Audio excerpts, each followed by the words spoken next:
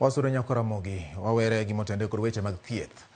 Oyangore ni kaontis 38 mapacho ka pok oluwo dwaro mar chik nyaka ne kata madwaro ni mondo ket tenge 30% mar omenda manitie budget ne chenro mag dongruok.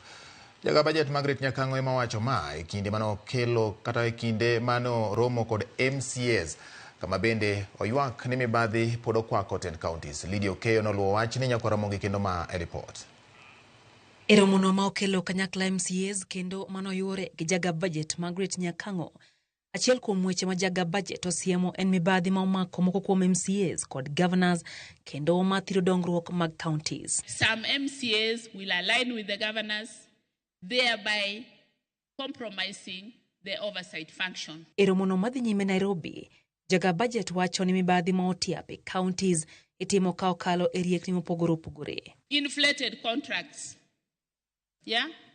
So with the best of intentions, if these corruption risks persist, we may not succeed in our oversight. Bende oyangore ni maromo sirikende 38 mag kaontis ok oketo tenge 30% mar omenda mar budget e chenro mag dongruok. MCAs ose ni ok ket sirikende go tesre mar tieko chenro manochak gi telo manokalo.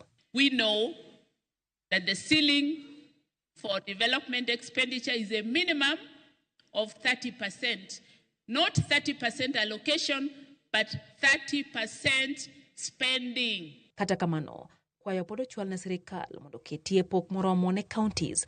Duol machano pok ne sirikende mag kaonti bende ose Senate kuom keto pesa mamalo ne kaontis ka oko kao pachgi. In the last formula, you remember how people fought? The formula had a lot of challenge. It had to have like 11 adjournments in the Senate. Now you bring in the independent office players and their specific roles. Senate is also represented, guys of National Assembly, of course the State Department of Devolution. So it gives us a bigger scale of what you do other than oversighting your own specific governor and the few CCs member around your specific county. Lydia Okeyo, Ramogi TV.